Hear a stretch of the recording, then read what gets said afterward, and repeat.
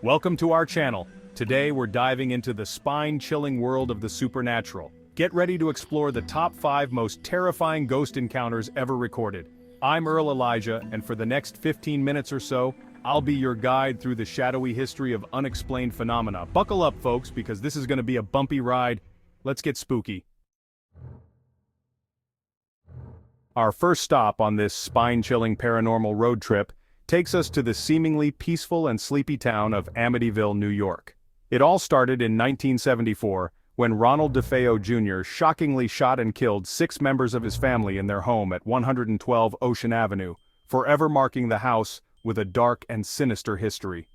Just a year later, the unsuspecting Lutz family moved in, completely unaware of the house's gruesome past and the horrors that awaited them. Almost immediately, things started to go terribly wrong.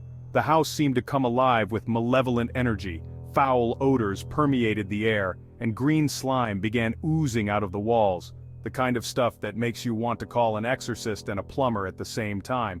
The house was becoming a living nightmare.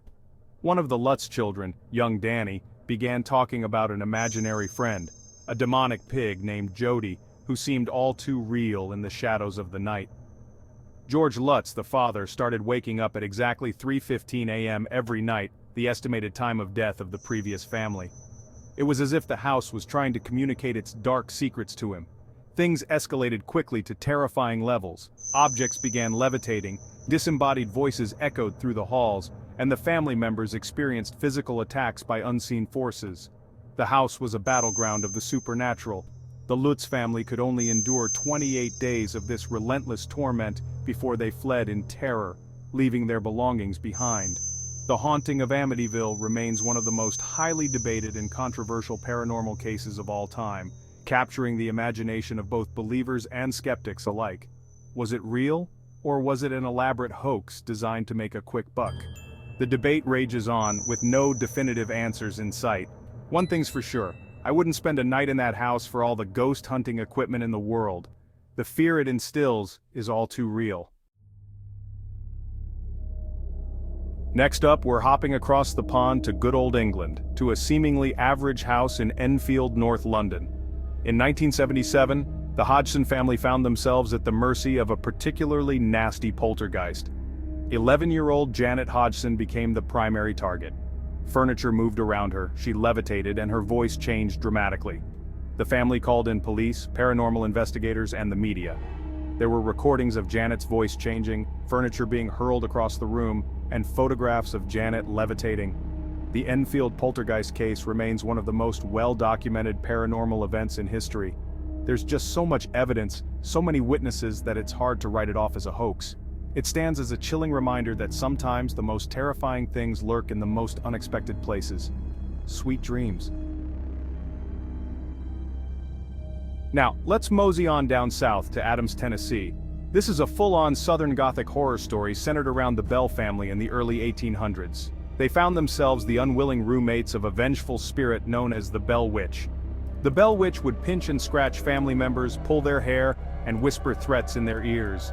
She seemed to have a personal vendetta against John Bell, the patriarch, even allegedly poisoning him. There wasn't a lot of physical evidence left behind, but there are many eyewitness accounts from reputable people. It's the kind of story that gets passed down through generations, becoming ingrained in local folklore. So if you ever find yourself in Adams, Tennessee, be on your best behavior. You never know who or what might be listening. Not exactly ideal dinner conversation. From the haunted backwoods of Tennessee, we're heading west to sunny California, a place known for its sunshine and beaches. Our next stop is the Winchester Mystery House in San Jose, a sprawling Victorian mansion with a dark history. This house isn't haunted by your typical ghosts, it's something far more sinister. It's crawling with the spirits of those killed by Winchester rifles, a weapon that changed the course of history. The house was owned by Sarah Winchester, a woman tormented by her past. She believed she was cursed by these spirits, haunted by the lives taken by her family's invention. In an attempt to escape her torment, she built the house continuously for 38 years, believing that as long as construction continued, the spirits couldn't harm her. The result is an architectural nightmare of twisting hallways, secret passages, and hidden rooms. The house is filled with twisting hallways that seem to go on forever, staircases that lead to nowhere, creating a maze-like structure, and doors that open to walls, adding to the confusion and mystery. Some say Sarah designed the house to confuse the spirits, to keep them at bay. Whether you believe in ghosts or not, the story of Sarah Winchester is compelling. The Winchester Mystery House is a fascinating look into the mind of a woman consumed by grief and guilt, a historical enigma. It's a place where the lines between reality and delusion blur, leaving visitors questioning what is real and what is imagined. For our final destination, we're venturing into one of the most notorious prisons in American history, Eastern State Penitentiary in Philadelphia. This imposing structure, with its Gothic architecture, has stood the test of time, bearing witness to countless stories of despair and horror. This place is basically a ghost magnet. The very walls seem to whisper tales of the past, and the air is thick with an unsettling energy that makes your skin crawl. Eastern State was designed to be a place of reform, with each prisoner kept in solitary confinement. The idea was to encourage reflection and penitence, but the reality was far more grim. But what they often found was madness and despair. The isolation drove many inmates to the brink of insanity, their cries echoing through the cold stone corridors.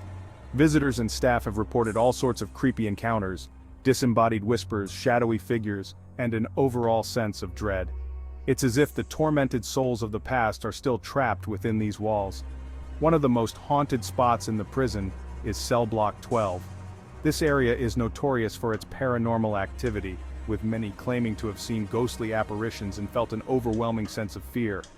Visitors have reported feeling physically and emotionally drained after spending time there. Some even say they felt an invisible force pressing down on them, making it hard to breathe. There's also the story of a shadowy figure in the guard towers, believed to be a former guard murdered by inmates. This spectral figure is often seen pacing back and forth, as if still on duty. Eastern State Penitentiary is a place where history and horror collide. Its dark past is etched into every corner, and the spirits of those who suffered here seem to linger, unable to find peace. It's a stark reminder of the dark side of humanity and the lingering echoes of suffering.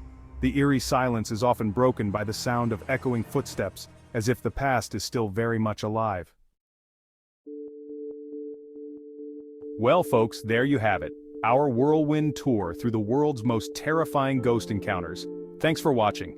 If you enjoyed this video, don't forget to like, comment, and subscribe for more spine-tingling content. And hey, if you've ever had your own brush with the supernatural, we want to hear about it. Share your story in the comments below. You never know, maybe your encounter will be featured in our next video. Until next time, sleep tight, if you can.